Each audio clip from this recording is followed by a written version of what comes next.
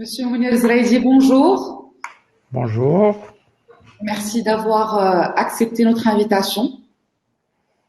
merci à vous. Pour, pour rappel, vous êtes responsable développement et promotion de l'expertise au sein de Maroc PME et vous avez pris part à ce webinaire avec nous aujourd'hui pour présenter le nouveau programme Tatwir, programme de financement pour les TPME. Merci, Madame Chérine.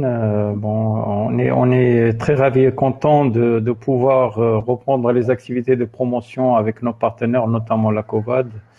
Après presque une année, je dirais, une année qui était très difficile à cause de la pandémie. Comme vous le savez, le ministère a lancé le programme Software Croissance Verte.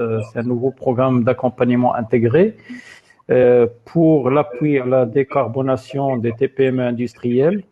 Ce programme déployé à travers Maroc PME et l'AME vise à accompagner les TPME industrielles pour répondre aux enjeux de développement des process de produits décarbonés, d'émergence de nouvelles filières industrielles vertes et de réduction de la pollution industrielle et des risques environnementaux. Donc, Tout à fait. Zraïdi, si vous permettez, je vais partager votre support de présentation d'accord. pour pouvoir suivre avec vous.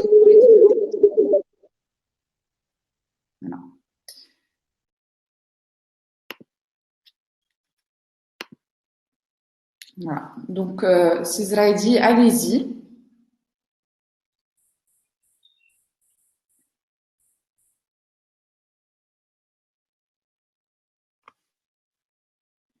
Allô?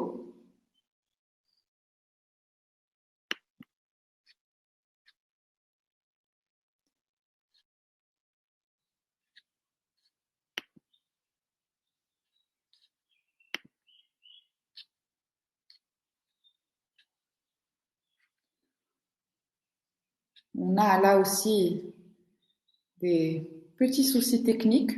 La connexion est pas très bonne en ce moment chez nos intervenants visiblement.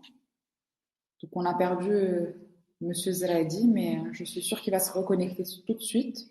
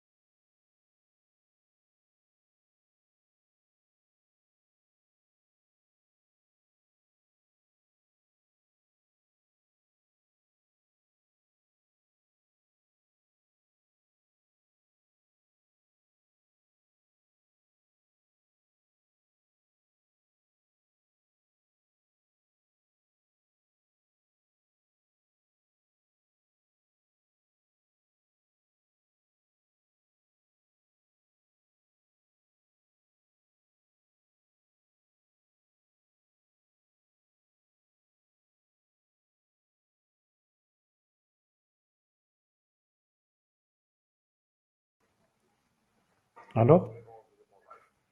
D'accord. Monsieur Zraïdi, vous êtes de retour? Oui, j'étais juste à côté. Très bien. Parfait. Alors, Donc, je repars sur vos slides et vous laisse, je déroulerai la présentation au fur et à mesure d'accord, que vous d'accord. avancez. Donc, comme j'ai dit, l'idée, c'est accompagner les entreprises qui veulent produire un produit décarboné. Donc, le ministère a lancé ce programme Software Croissance Vert, mais la mise en œuvre, c'est à travers Maroc PME. Donc, comme vous savez, je rappelle un petit peu les programmes de Maroc PME. Nous avons quatre programmes. Les slides, on peut vous Oui, oui, les slides sont partagés, ces slides. slide. Oui, oui, ils sont. Ah, d'accord. Ah, oui. Alors, comme j'ai dit, Maroc PME, c'est quatre programmes phares. C'est Stismar, Mouakaba, Nawat et Titouer. Pour le programme Stismar, pour les entreprises qui ont des projets d'investissement, on peut les accompagner à travers une prime qui représente 20% du programme d'investissement plafonné à 10 millions de dirhams pour la PME et 30% pour la TPE, 30% du programme d'investissement avec un plafond de 2 millions de dirhams. Sachant que nous avons ajouté un appui supplémentaire de 5% pour les entreprises PME qui veulent s'installer en dehors de l'axe atlantique, c'est-à-dire Tanger-Casablanca. Pour les entreprises PME qui veulent s'installer en dehors de l'axe atlantique Tanger-Casablanca, on va leur octroyer une prime de 25% plafonnée toujours à 10 millions de dirhams. Pour le programme Mouakaba, c'est l'assistance technique, c'est le soutien financier, c'est un accompagnement à travers des experts qualifiés. Il faut que je rappelle que nous avons une plateforme de transfert de compétences qui est constituée à peu près de 1000 experts, 400 cabinets qui peuvent accompagner les entreprises. Ce programme-là, comme j'ai dit, c'est un catalogue des offres d'accompagnement qui avoisine les 52 actions d'accompagnement qui touchent à toute la chaîne de valeur de l'entreprise, partant de la certification 14001, l'audit énergétique, démarche commerciale, système d'information et maintenance, actions de productivité, ainsi de suite. Donc, nous prenons en charge 80% du coût de l'expertise pour les PME, 90% du coût de l'expertise pour la TPE. Nous avons mis en place aussi une nouvelle offre Cap Compétences pour les entreprises qui veulent former les profils pour les adapter par rapport au poste de travail. Donc, nous prenons en charge, comme j'ai dit, 80% dans cette action, 80% de coût de l'expertise pour la PME et 90% pour la TPE. Le programme Nawat, on est pour les auto-entrepreneurs, les porteurs de projets et les TPE. C'est deux blocs, c'est le montage du business plan, l'incubation des projets et les post-investissements, c'est l'accompagnement sur la durée pour assurer la pérennité, la réussite des projets et le développement de l'activité des TPE à travers des workshops thématiques, des coachings entrepreneurial intensifs et des conseils techniques personnalisés. Donc, le programme Stware, est composé de deux sous-programmes. C'est le Startup, Stware Startup, et le programme Croissance Verte. C'est Croissance Verte que nous allons développer tout de suite. D'accord. Donc, l'audit pour l'audit énergétique, diagnostic environnemental, conformité liée aux normes, suivi de la productivité et la consommation énergétique, les projets d'optimisation des procédés de fabrication et des flux matières, donc l'isolation thermique, le recyclage des déchets, les projets d'amorçage des filières industrielles vertes, c'est les chauffe-eau solaires et photovoltaïques, équipements de recyclage, les projets d'investissement dans l'efficacité énergétique et l'intégration des énergies renouvelables, c'est les systèmes de comptage énergétique, photovoltaïque, éolienne, les projets d'innovation et de développement de nouveaux produits éco-conçus, voitures et motos électriques et produits bio. Donc, Tstoer croissance verte, comme on a dit, c'est une offre intégrée 360 degrés, donc allant du conseil, slide, donc allant du conseil et l'expertise et l'accompagnement jusqu'à le soutien à l'investissement.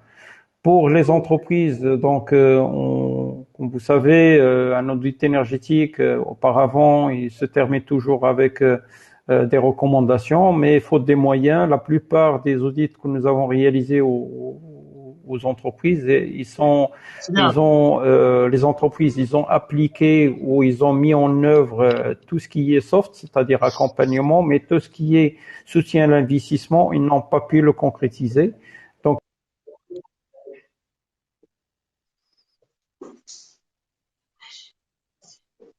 فرعون الصوت شيرين vous m'entendez Monsieur Abdelrahim, le soutien à l'innovation et à la Oui. vous êtes créativité. enfin en ligne. Super. Alors, je vais vous demander de patienter un petit instant, le temps de finir la présentation du programme Tatouer, et tout de suite, on passera avec vous au projet d'écosystème vert. Merci. Avec D'accord. plaisir. Merci. D'accord. Donc, soutien à l'innovation et à la créativité, c'est pour les entreprises qui veulent mettre en place un produit ou fabriquer un produit éco-conçu. Donc, c'est un produit innovant éco-conçu. Donc, on peut prendre en charge la charge financière de 50% de coût de projet. Merci de couper le micro, Monsieur Chakour. D'accord, merci. Donc, 50% de coût de projet avec un plafond de 3 millions de dirhams pour la PME et avec un plafond de 2 millions de dirhams pour la TPE. Le soutien à l'investissement, c'est une prime de 30% du programme d'investissement avec un plafond de 10 millions de dirhams pour les PME avec un plafond de 1,5 million de dirhams pour les TPE.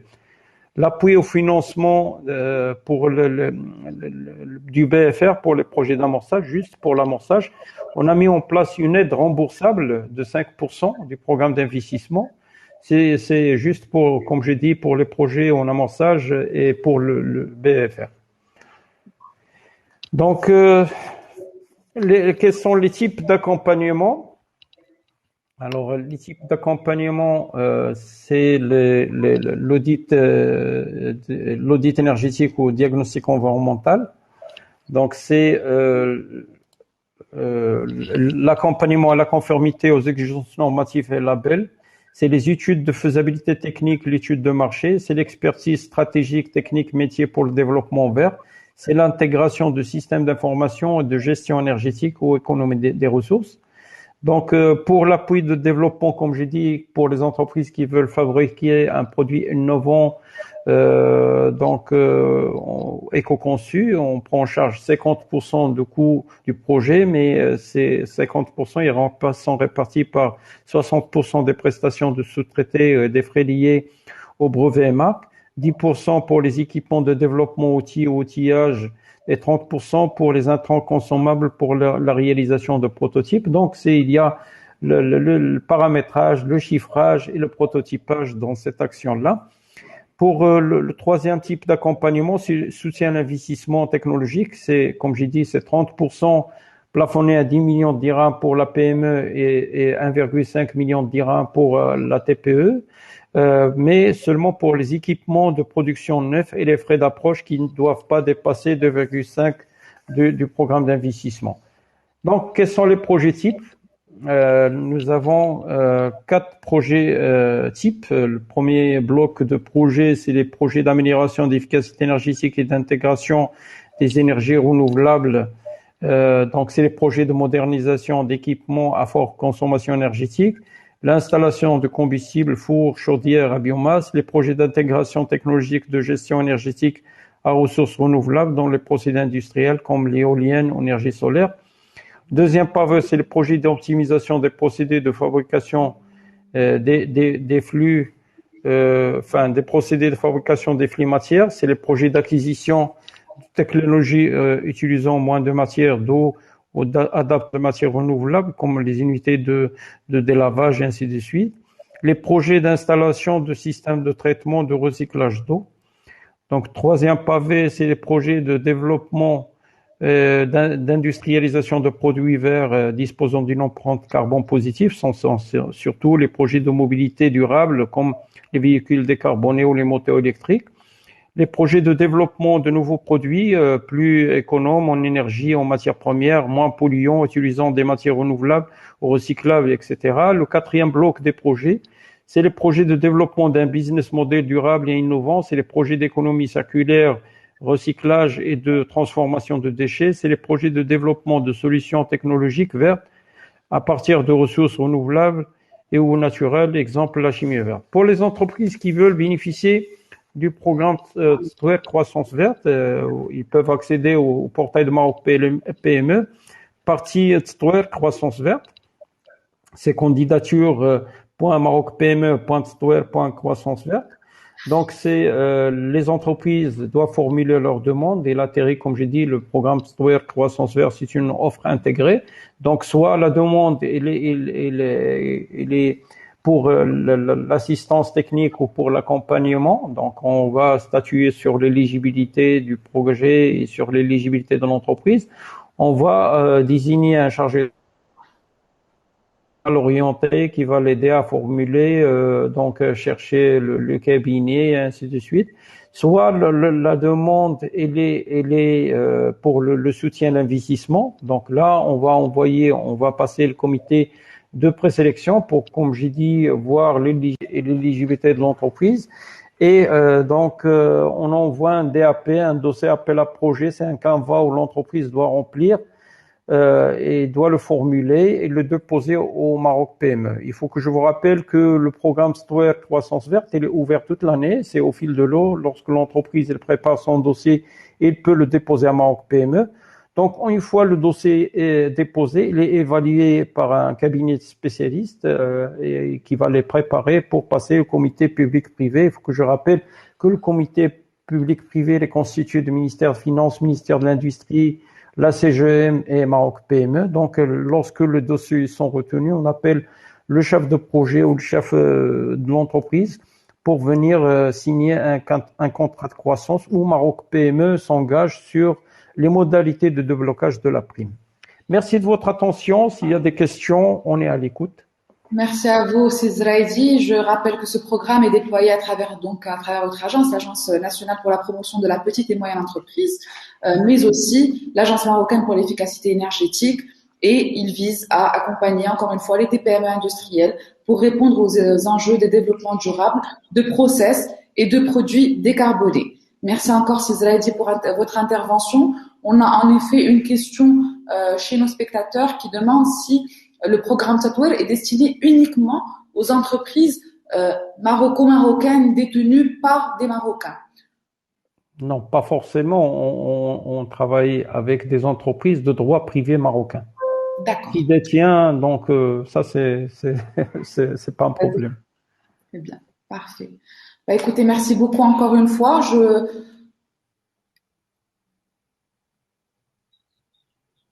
On nous demande aussi quels sont les délais de retour. En général, après dépôt de dossier, les candidats, après combien de temps pourraient-ils avoir un retour? Alors, ça dépend. Si on s'agit de l'assistance technique, donc dès qu'on désigne un chargé de projet, c'est vite. Hein. Dès qu'on reçoit la demande, on statue sur l'éligibilité, comme j'ai dit, de la demande et de l'entreprise. On désigne. Vous avez dit quelque chose, votre micro, Madame Chérine? Non, c'est dit. Ah, d'accord. Donc, comme j'ai dit, s'il s'agit de l'assistance technique, donc on va statuer sur l'éligibilité de la demande. S'il s'agit de l'assistance technique, on va désigner un chargé de projet qui va travailler avec l'entreprise pour formuler la convention où Maroc PME s'engage sur le déblocage des quotes-parts de Maroc PME. S'il s'agit, et ça c'est vite fait, hein, dès qu'il passe la demande et donc un chargé de projet, comme j'ai dit, il est désigné. Et s'il s'agit de soutien à l'investissement, ça dépend de la réactivité du chef d'entreprise et de l'entreprise. Mais une fois il est déposé à Maroc PME, il faut compter à peu près 2 mois pour avoir la réponse. Pourquoi 2 mois? On reçoit le dossier, il y a un cabinet évaluateur, parce qu'on va pas passer l'entreprise toute seule, on va attendre former un groupe pour évaluer, ça va partir sur un mois.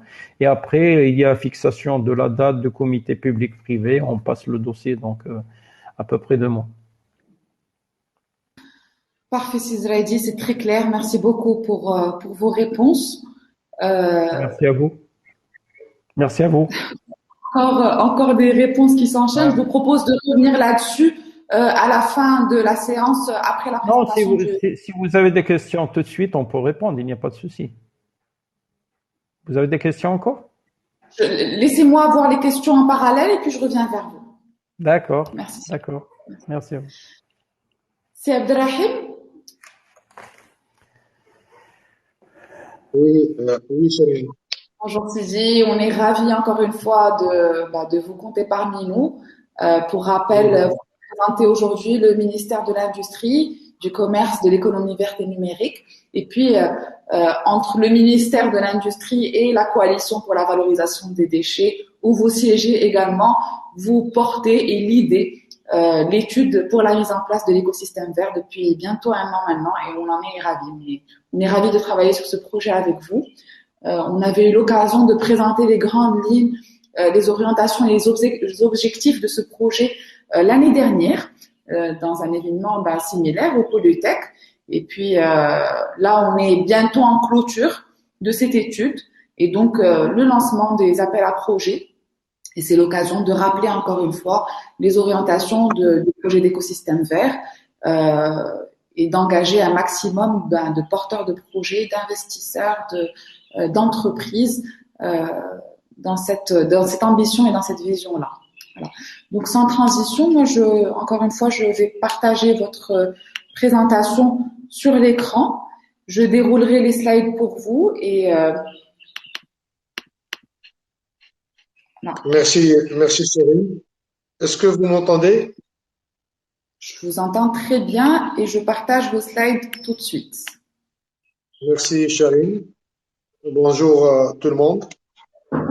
J'ai le plaisir de participer avec vous dans ce forum pour cette thématique d'actualité qui rentre dans l'économie verte.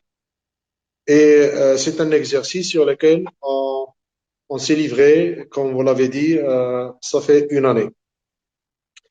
L'exercice n'est pas facile, c'est pour cela qu'il a pris un peu de temps.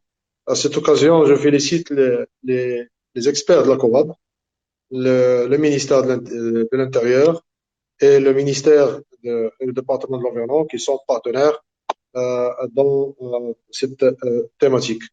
La stratégie du ministère de l'Industrie, c'est, disons, le PAI qui a été lancé depuis 2014-2020, c'est lancé pour l'édification d'un ensemble d'écosystèmes industriels qui sont performants. Ces écosystèmes ont montré la nécessité d'un écosystème transverse qui pourra les mettre dans une démarche de développement durable. Aujourd'hui, donc, on a avec la COVAD, la partie privée, le ministère de l'Industrie, a lancé une étude pour pouvoir diagnostiquer d'abord l'existant, formuler une stratégie et redéployer cette stratégie par des projets qui sont concrétisables et qui sont concrets avec la partie privée. Alors,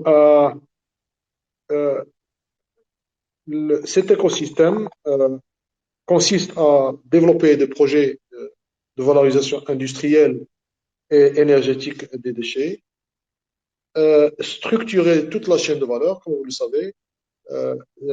Aujourd'hui, la chaîne de valeur elle est dominée par l'informel, servir les écosystèmes industriels et formalisation et l'intégration de l'informel. Cet écosystème, donc comme j'ai dit, on l'a fait en 3 phases. Aujourd'hui, on est sur la dernière phase et ce qui consiste au déploiement de la stratégie, disons, de cet écosystème. Alors, c'est une vision qui a été articulée sur 4 axes stratégiques. D'abord, il faut comprendre et identifier le gisement. Ensuite, orienter les déchets vers la valorisation en matière et en énergie et appui à l'investissement pour accroître en quantité et qualité de déchets. Et soutenir, enfin, soutenir. Le troisième point, c'est stimuler le marché des matières recyclées en stimulant la demande, encourager la construction.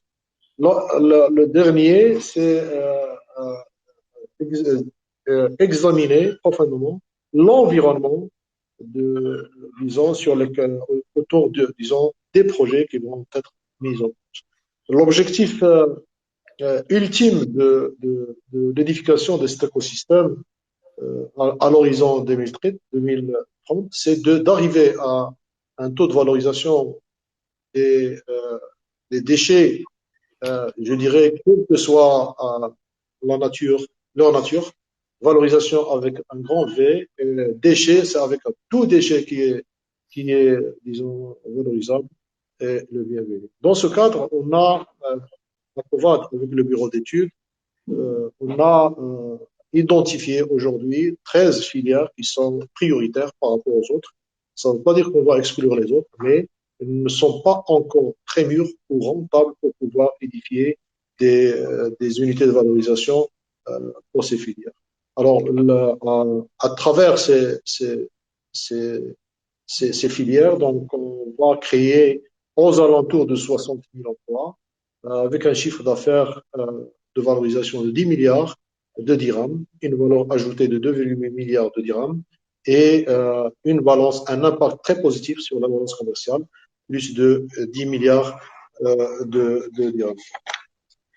Bien entendu, ces chiffres, c'est Abdelrahim, à titre de rappel, n'incluent pas les chiffres relatifs à la filière des déchets de construction et de démolition qui, eux, en termes de gisement, sont énormes. Sur les 26 milliards disons, de déchets, on a les 50% qui sont d'origine décédée, c'est-à-dire des déchets de démolition et de construction. Aujourd'hui, le deuxième slide. Allez-y. Karine, vous avancez s'il vous plaît.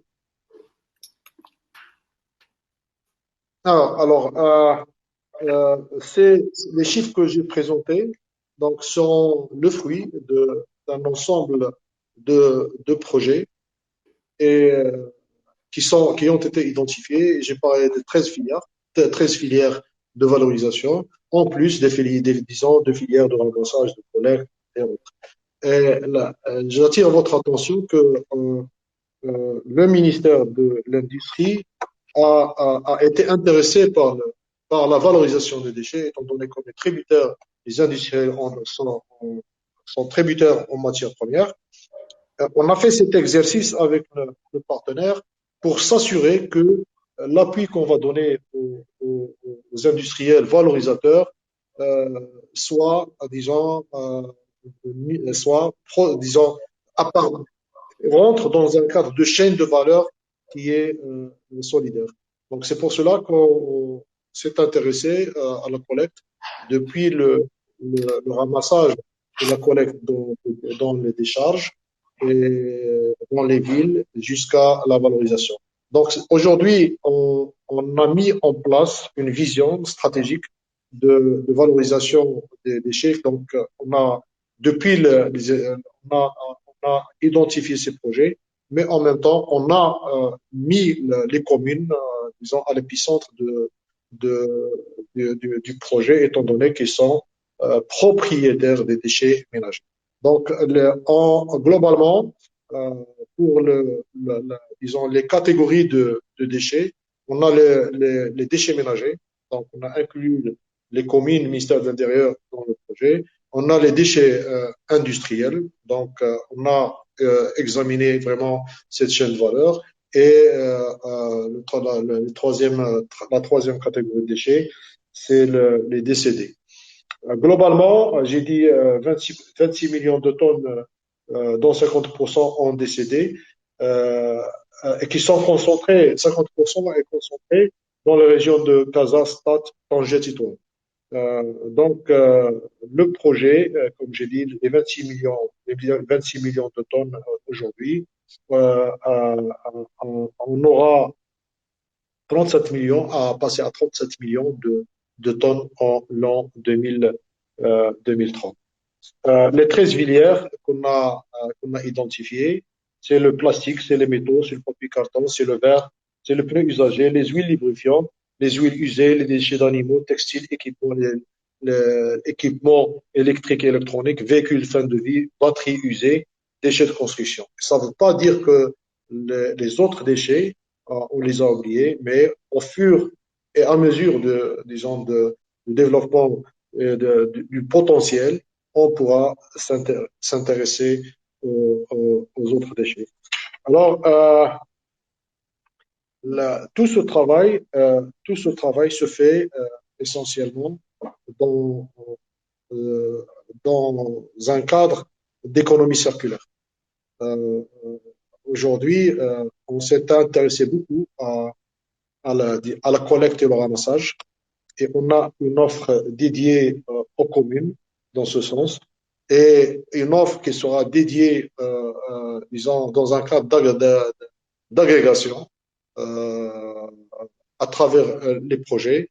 On a donc identifié la nécessité d'appuyer des projets de sociétés de valorisation intégrée, soit pour les décédés ou soit pour les, les, les, les déchets industriels, mais pour les déchets ménagers, donc ça rentre dans une vision communale que la commune euh, pourra faire une étude de faisabilité à intégrer les chineurs de la commune pour qu'ils bénéficient de l'appui du projet. Je crois, Madame Chérine, j'ai dit aujourd'hui, on est dans la dernière phase de déploiement disons, de cette stratégie. On aura incessamment une réunion concernant le contrat de performance qui va donner les avantages, euh, disons, à cette chaîne de valeur pour pouvoir mettre en place, appuyer des unités de valorisation. Et le contrat donc sera conclu entre la partie dans un cadre PPP, partie avec le privé, le ministère de l'Industrie, le ministère de l'Intérieur et le département et la COP. Donc c'est un contrat win-win qui va pouvoir, comme j'ai dit, créer toute une activité verte de valorisation et qui rentre dans le cadre d'économie verte, tout en disant sous la coupole, disons, de l'économie circulaire. Alors, je crois que s'il y a des questions, je suis prêt à. C'est Merci, intéressant. merci. Merci beaucoup, merci pour toutes ces précisions et ces chiffres très ambitieux que l'on porte en tant que COVAD avec le ministère de l'Industrie, que l'on espère réaliser à l'horizon de 2030. La question qui revient souvent est quand les appels à projets sont lancés, quelle est la procédure?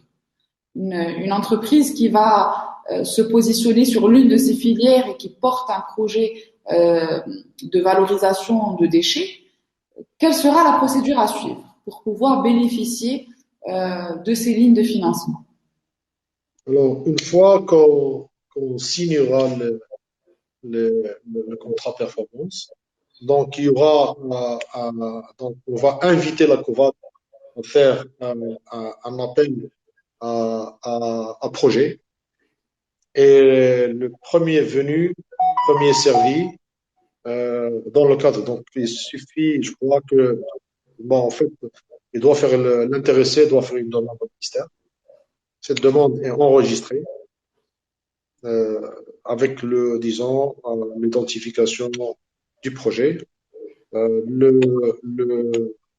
Disons, la société qui a demandé le projet doit constituer un dossier, lequel dossier sera examiné et passer à une commission d'investissement qui, disons, donnera son avis favorable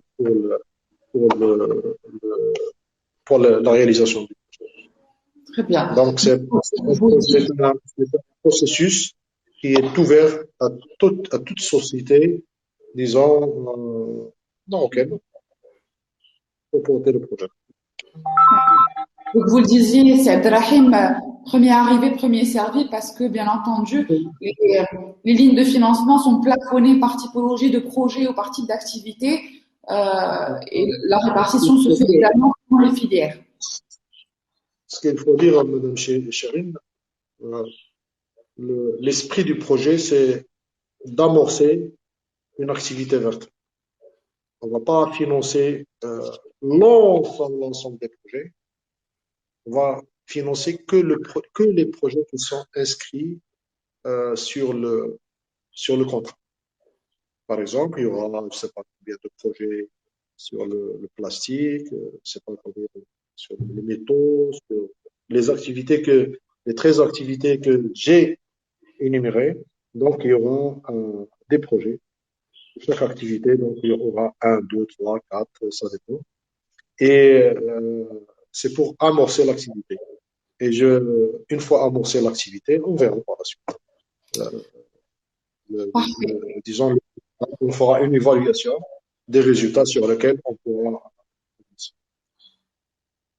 Parfait. Bah, écoutez, je pense que c'est très clair. Rappelons-le, ce projet d'écosystème vert intervient dans le cadre du plan d'accélération industrielle et se fait en partenariat entre le ministère de l'Industrie, du Commerce, de l'économie verte et numérique et la Coalition pour la valorisation des déchets et adresse tout type d'entreprise, de porteurs de projets, quelle qu'en soit la taille, et a pour objectif, au final, de permettre de verdir, nos industries. Si Zraïdi, je viens vers vous. D'accord, oui, il y a des questions?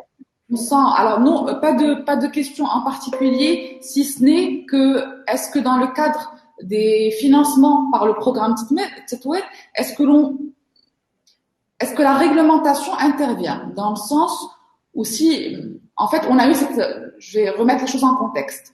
Dans la séance précédente qui portait sur l'innovation et la R&D, qu'on a tenue avec M. Badrekem de l'IRESEN et M. Chakour, on a eu une question d'une start-up marocaine qui est sur la valorisation des déchets organiques par l'utilisation d'insectes.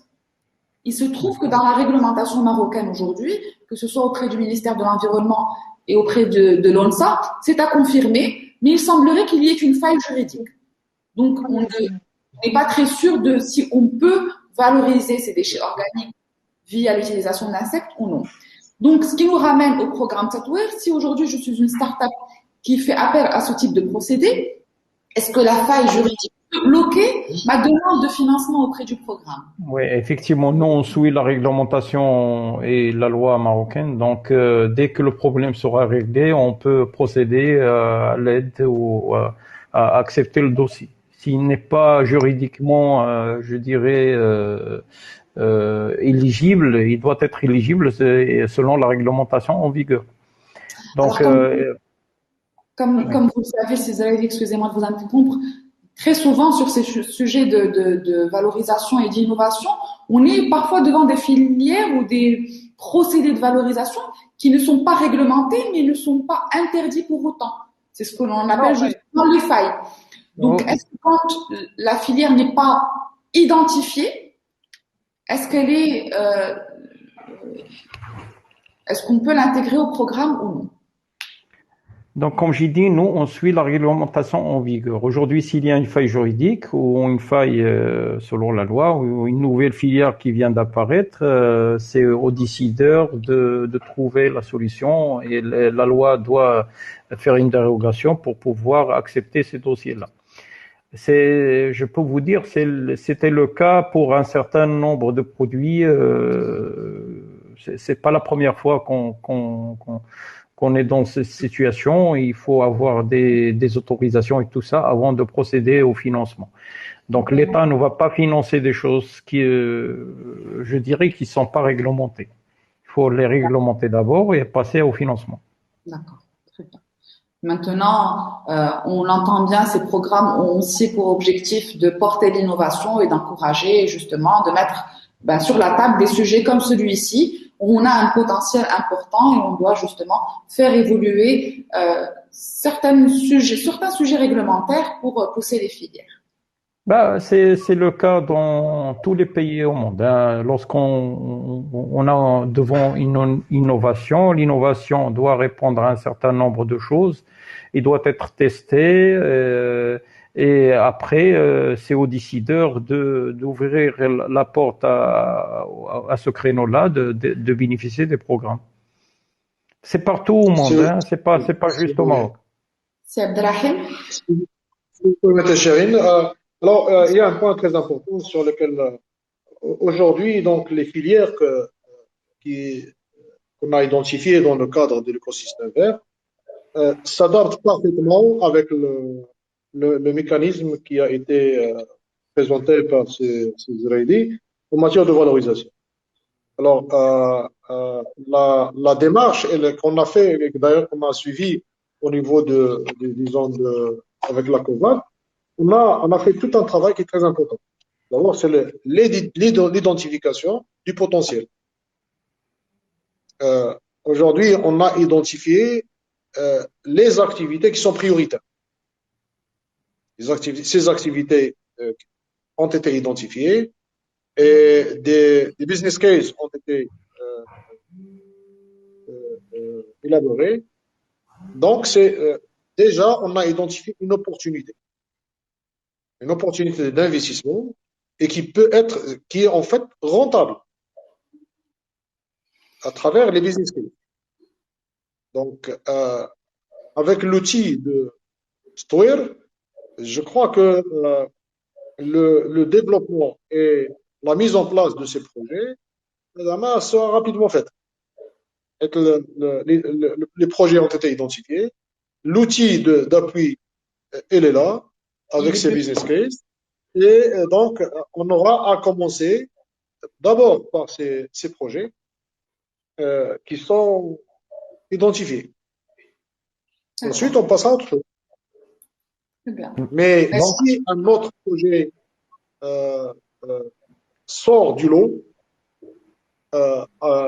avec un business case, comme il a dit c'est Israéli, qui a montré que c'est opportun de faire ce projet, on va se faire. On ne va pas se payer le luxe pour dire non à l'investissement dans l'économie. Bien évidemment. On sent la parfaite complémentarité entre cet écosystème vert et le programme Titouer, entre la vision commune, l'identité. C'est un ensemble et c'est un package.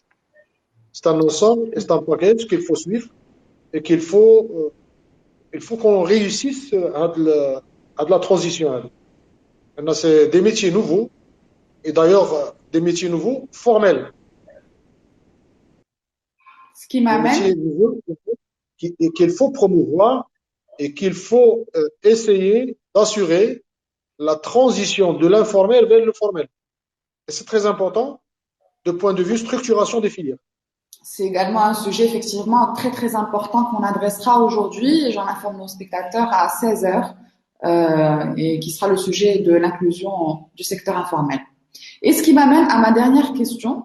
Est-ce que, en tant que TPE, si aujourd'hui je fais appel au financement du programme Titouer, que je l'obtiens, et que dans un an, je fais appel au financement du projet d'écosystème vert, est-ce que ça m'empêchera d'y accéder ou non?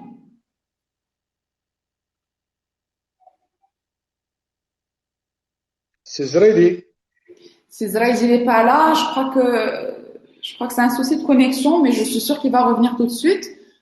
Mais du coup, comme c'est dans ce sens, c'est vers le programme Titouer, vers l'écosystème vert, je me permets de vous poser la question à vous aussi, Abdelrahim. Oui. Si je bénéficie aujourd'hui de Titouer, je peux bénéficier demain de l'écosystème vert. Écoutez, vous pouvez commencer TPE parce que au niveau de Titouer, il y a des plafonds qui sont différents. Tout à fait. Il y a des plafonds qui sont différents.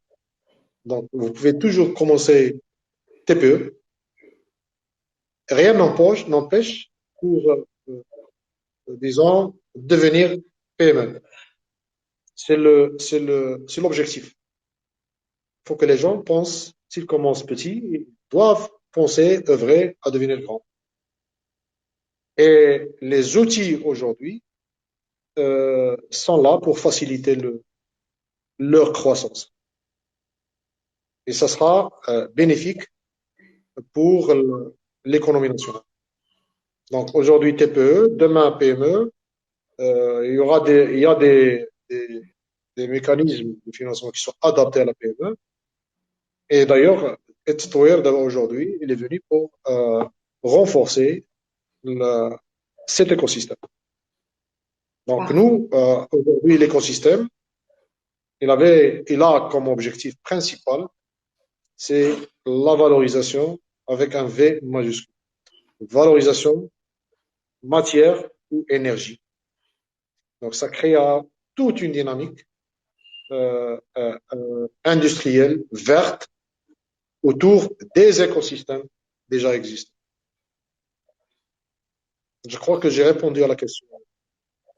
Tout à fait, tout à fait. Merci beaucoup, Sir Abdelrahim. Merci encore une fois pour votre intervention et pour accompagner les projets de la COVAD et les ambitions de la COVAD.